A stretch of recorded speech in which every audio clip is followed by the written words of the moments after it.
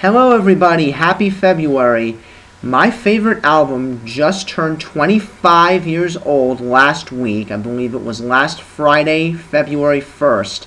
It is the 25th anniversary of Green Day's third studio album, Dookie.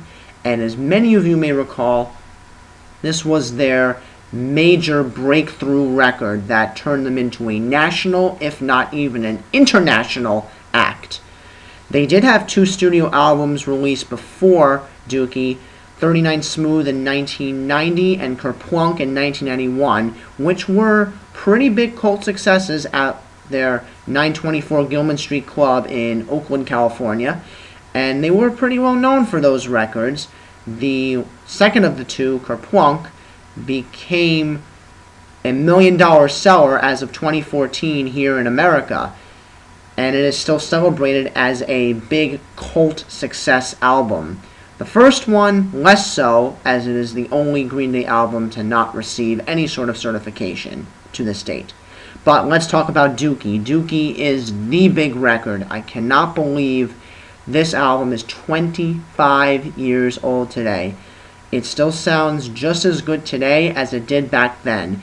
Even though I was only 2 in 1994, I still remember listening to the album in middle school, and I just listened to it again in full the other day, and it still sounds as great as it did when I first heard it.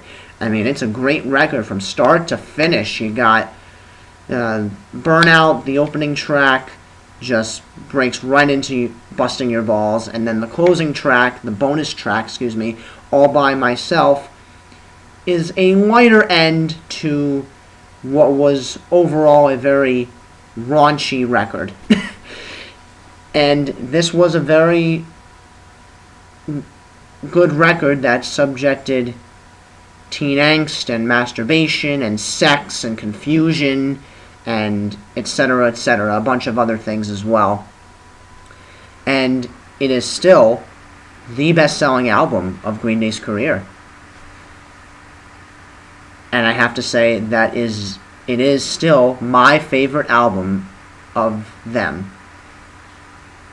I mean, American Idiot was a good record too, but it was a little different. It was more politically centered than Dookie was, because, well, the fact they were 10 years apart and they had different themes and different things going on in the world, definitely. I mean, 1994 was all the angst from, of course, the Nirvana and Alice in Chains kind of groups that brought Green Day to come to the mainstream because of their themes, as opposed to American Idiot, now 2004, with the political climate and Republicans in the White House and taking over George W. Bush and how they didn't like him and all that.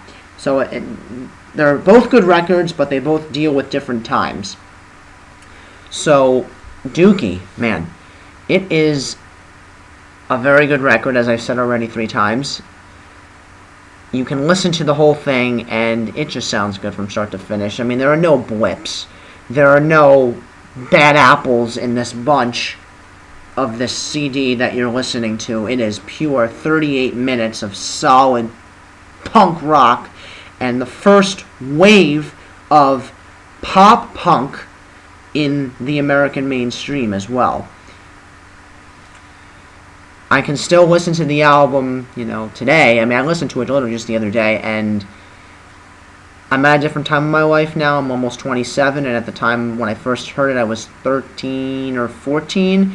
So I'm definitely less intrigued about it today than I did back then, because I'm at a different time in my life. I'm not so much into the teen angst anymore or anything that really is angry. I'm more about, happy music nowadays. But, Green Day has always been one of my favorite bands, and they never disappoint. They never did disappoint. I mean, until the last couple years, they've really changed they just kept the same formula recently. Basically, recently, they've just been putting out records that sound exactly like they've always did. I heard Revolution Radio, and I was like, it's good, but it still sounds like Green Day. It still sounds like they've always sounded. So now I'm like less interested in what they're doing at this time in their career. But they're still playing the shows, and they want to do a 25th anniversary, I've been told, of Dookie, a 25th anniversary show, excuse me. And that is supposed to commence in a tour this year, where they said they will play the full album, start to finish, live on stage. They already had done this once previously in London in 2013, I believe, and that they said that was a good show too. And I even heard literally just the other day that the band Humphreys McGee, they performed the entire album, not completely consecutively, but in its entirety throughout their set list at a after-party show in Albany, New York, just last week, after they played at, I think it was the Palace. I think they played at the Palace in Albany, and then they had some other show somewhere downtown Albany. I can't remember the name, but they played it, and it was on February 1st, on their 25th anniversary, so I thought that was pretty intriguing to hear. And also, I also heard about the Super Bowl that Rob Cavallo, who was the producer for that record, who also produced and made the music for the Super Bowl that we just saw this past Sunday, he was backstage with Adam Levine from Maroon 5, and Adam Levine sang every song from Dookie while backstage. They didn't play anything at the Super Bowl, because I don't think people want to hear that so much anymore. At 25 years old, it's a relic. It's classic rock. I can't believe I'm saying this. Green Day is classic rock now. With their big... Well, they already have a record that's... Wow. Next year, their first record will be 30 years old. So they're already into classic rock territory. It's just wild that, a song that most people my age grew up with is now 25 years old. It's unbelievable how this album is going to shape the Generation X, reshaped Y. Generation Y is shaping Generation Z, and will continue to shape generation after generation for years to come, because it's a great record. It is just a pure example of unearthed, unfiltered, not cookie cutter, raunchy punk rock. There's just no other explanation for that. It's a great record. I highly recommend you listen to it. It's on YouTube for free. You don't even have to go buy it nowadays. Back in 1994, you had to go to the store and buy the CD. Now you can just go on YouTube and listen to the entire album in full and pay $0. So if you haven't listened to it, get on YouTube and give it a listen. It's a great record. I don't think you'll be disappointed. If you've never heard of Green Day before, I think you will like it very much. And wow, I think I've said pretty much all I can say on this record. Well, actually, no, I haven't. What are the best songs on the album? I didn't even mention. Let's see. Obviously, you got When I Come Around. It's obviously a staple. It's still played on every station. She has always been one of my favorites, and still one of my favorites, even at 27 years old almost. Longview is a good song. I've always liked that one. I've lost a little taste for it recently, but it's still a good song.